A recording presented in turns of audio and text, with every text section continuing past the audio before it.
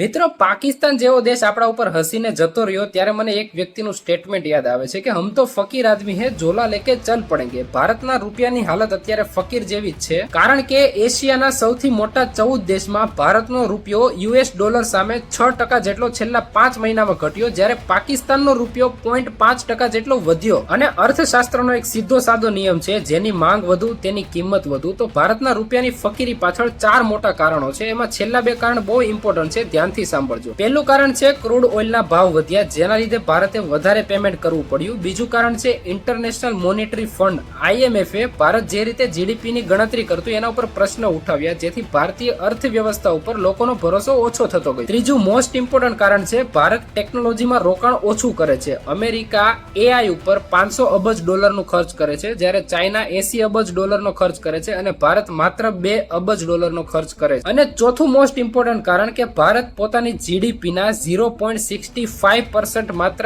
R&D ઉપર ખર્ચ કરે છે, રિસર્ચ અને ડેવલપમેન્ટ ઉપર, જ્યારે ચીન અને અમેરિકા જેવા દેશો પોતાની જીડીપી ના 3% જેટલો R&D ઉપર ખર્ચ કરે છે. આનો સીધો મતલબ થાય કે જે દેશ પોતાના રિસર્ચ અને ડેવલપમેન્ટ ઉપર ઓછો ખર્ચો કરે છે એ નવી ટેકનોલોજી નથી બનાવી શકવાનું, અને નવી ટેકનોલોજી નહીં બનાવે એટલે બીજા દેશને વેચશે નહીં, અને વેચાશે નહીં તો પૈસા નહીં આવે. ભારત શું વેચે છે? પેટ્રોલિયમ પ્રોડક્ટ્સ, સોના ચાંદીના ઘરેણા, દવાઓ. આ વસ્તુમાં નફો ઓછો હોય છે, જ્યારે ઇલેક્ટ્રોનિક્સ વસ્તુ છે, મશીનરી, ઓટો પાર્ટ્સ, આ બધામાં નફો વધારે હોય છે, જેને પ્રોડ્યુસ કરવામાં ભારત બહુ પાછળ છે. એટલા માટે ભારત જ્યાં સુધી પોતાનું રિસર્ચ, ડેવલપમેન્ટ અને ટેકનોલોજી ઉપર ધ્યાન નહીં આપે, એના ઉપર વધારે ખર્ચ નહીં કરે, ત્યાં સુધી ભારત આગળ નહીં આવે. અને આ બધું પોસિબલ છે જો દેશમાં એજ્યુકેશન સારું હોય. અને દેશના એજ્યુકેશનની હાલત તમે જોવો છો, છતાં પણ નીતિ આયોગના રિપોર્ટ પ્રમાણે આખા દેશમાં પંજાબ રાજ્યનું એજ્યુકેશન સિસ્ટમ દેશમાં નંબર 1 છે. અને આ પંજાબ રાજ્ય 2020માં 27માં સ્થાને હતું એજ્યુકેશનમાં, જે અત્યારે નંબર 1 બની ગયું છે. તો ભારતના એજ્યુકેશન મિનિસ્ટરને આ પંજાબના એજ્યુકેશન મિનિસ્ટર પાસેથી શીખવાની જરૂર છે. તો મિત્રો, તમને શું લાગે છે, આપણા દેશનો જે ફકીર માણસ છે એને પોતાની ઝોલી લઈને હવે જતું રહેવું જોઈએ કે નહીં? મને કમેન્ટમાં અવશ્ય જણાવો. વિડીયો લાઈક કરો, ચેનલ સબસ્ક્રાઇબ કરો, બીજા લોકો સુધી શેર કરો. જય હિન્દ, જય ભારત.